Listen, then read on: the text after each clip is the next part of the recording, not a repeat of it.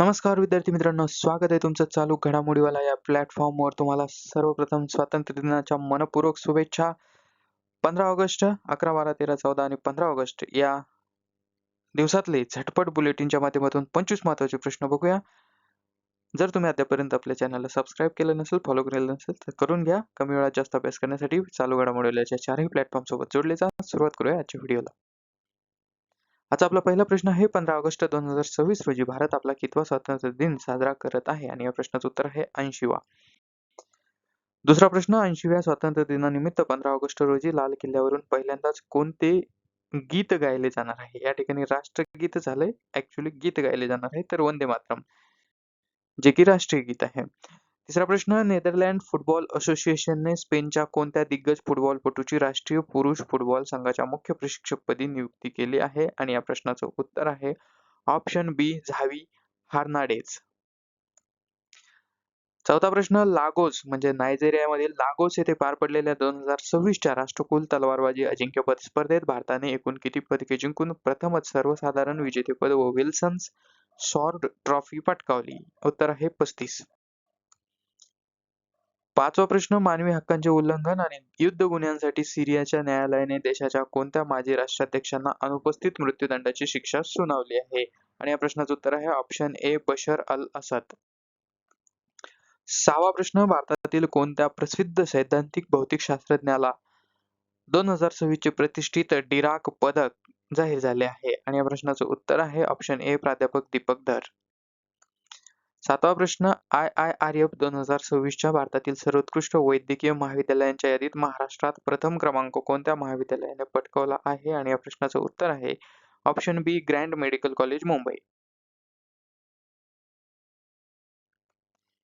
आठवा प्रश्न, 2026च्या FIH hockey विश्वचषक खालीलपैकी कोणत्या दोन देशांमध्ये सहयजमान म्हणून खेळवला जात आहे? आणि या प्रश्नाचं उत्तर आहे ऑप्शन बी, बेल्जियम आणि नेदरलँड. नववा प्रश्न, बॅटरी आणि इलेक्ट्रिक ट्रकसाठी स्वतंत्र धोरण तयार करणारे देशातील पहिले राज्य खालीलपैकी कोणते ठरले आहे? आणि या प्रश्नाचं उत्तर आहे ऑप्शन बी, महाराष्ट्र. दहावा प्रश्न, हाँगकाँगने नाव दिलेल्या डॉल्फिन या चक्रीवादळामुळे खालीलपैकी कोणत्या देशात सर्वोच्च पातळीचा रेड अलर्ट जारी करण्यात आला आहे? आणि या प्रश्नाचं उत्तर आहे ऑप्शन बी, चीन. 11वा प्रश्न, राष्ट्रपती द्रौपदी मुर्मू यांच्या हस्ते प्रदान करण्यात आलेल्या संगीत नाटक अकादमी पुरस्कारामध्ये महाराष्ट्रातील एकूण किती कलाकारांचा सन्मान करण्यात आला आहे? आणि या प्रश्नाचं उत्तर आहे ऑप्शन बी, 10. 12वा प्रश्न, संगीत नाटक अकादमी पुरस्कार 2024 मध्ये महाराष्ट्रातील खालीलपैकी कोणत्या अभिनेत्याला सन्मानित करण्यात आले आहे? आणि या प्रश्नाचं उत्तर आहे ऑप्शन ए, अरुण नलावडे. 13वा प्रश्न, संगीत नाटक अकादमी पुरस्कार 2025 मध्ये शहनाई वादनासाठी महाराष्ट्रातील कोणत्या कलाकाराला पुरस्कार प्रदान करण्यात आला? आणि या प्रश्नाचं उत्तर आहे शैलेश भागवत. 14वा प्रश्न, इंडियन मेरीटाईम अवॉर्ड्स 2026 मध्ये best port of the year non containerised हा पुरस्कार कोणत्या बंदराला मिळाला आहे? आणि या प्रश्नाचं उत्तर आहे दीनदयाल बंदर कांडला. कर आकारणी आणि इतर कायदे सुधारणा विधेयक 2026 नुसार खालीलपैकी कोणत्या व्यवहारांवर शुल्क आकारण्याची परवानगी केंद्र सरकारला मिळाली आहे? आणि या प्रश्नाचं उत्तर आहे ऑप्शन ए, UPI आणि अधिसूचित इलेक्ट्रॉनिक पेमेंट. 16वा प्रश्न, ऑगस्ट 2026 मध्ये निधन झालेले पद्मश्री पुरस्कार विजेते वैद्य बालेंदू प्रकाश हे खालीलपैकी कोणत्या क्षेत्रातील संशोधनासाठी प्रसिद्ध होते? तर हे होते ऑप्शन बी, आयुर्वेद आणि रसशास्त्र. 17वा प्रश्न, चीनला 2001 मध्ये जागतिक व्यापार संघटनेत WTO मध्ये प्रवेश मिळवून देणारे व चीनचे 5वे पंतप्रधान असलेले दिग्गज नेते ज्यांचे नुकतेच निधन झाले आहे त्यांचे नाव काय आहे? तर या प्रश्नाचं उत्तर आहे बी, झू रोंगजी. 18वा प्रश्न, युक्रेनच्या ओशाड बँक विरुद्ध रशिया या आंतरराष्ट्रीय वादात रशियातर्फे लवाद म्हणून भारताच्या कोणत्या माजी सरन्यायाधीशांची नियुक्ती करण्यात आली आहे? आणि या प्रश्नाचं उत्तर आहे ऑप्शन सी, DY चंद्रचूड. 19वा प्रश्न, मेघालयातील री भोई जिल्ह्यात शोध लागलेली रुसुला ग्रेसिओ प्युरियाटा खूप अवघड नाव आहे. ही खालीलपैकी कशाची नवीन प्रजाती आहे? तर ही मशरूमची प्रजाती आहे. 20वा प्रश्न, इंग्लंड येथे पार पडलेल्या 122व्या ब्रिटिश चेस चॅम्पियनशिप 2026 मध्ये ब्रिटनची सर्वात तरुण महिला चेस चॅम्पियन कोण ठरली आहे? आणि या प्रश्नाचं उत्तर आहे ऑप्शन ए बोधना शिवानंदन.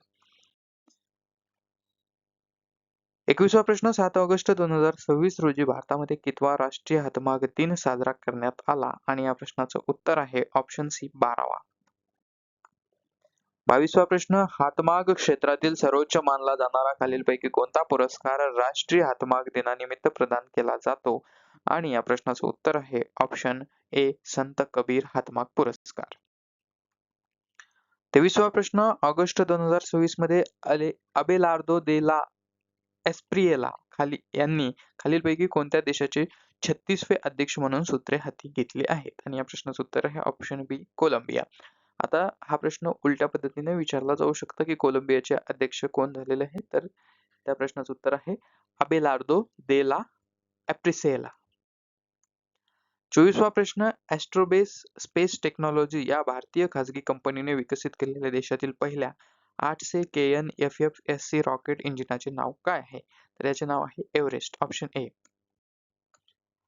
25वा प्रश्न, फुल फ्लो स्टेज कंबशन म्हणजेच FFSC रॉकेट इंजिन तंत्रज्ञान विकसित करणारा भारत हा रशिया, अमेरिका आणि चीन नंतर जगात कितवा देश ठरलाय? तर अर्थात चौथा. पहिला रशिया, दुसरा अमेरिका आणि तिसरा चीन.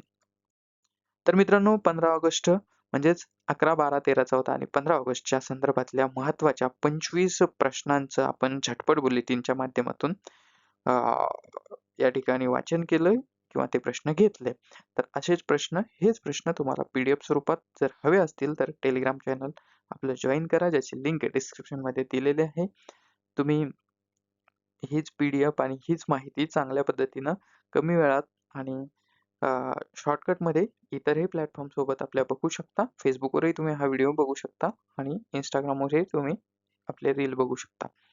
तर सगळ्या चारही प्लॅटफॉर्मला फॉलो करायला विसरू नका. मित्रांनो, सबस्क्राईब आणि फॉलो मी तब्बल 1 वर्ष 26 जुलैला आपल्या चॅनलला 1 वर्ष पूर्ण झालेलं आहे. त्यामुळं पहिल्यांदा आवाहन करतो की सबस्क्राईब करा. 1000 सबस्क्रायबर आपले एका वर्षात पूर्ण झाले.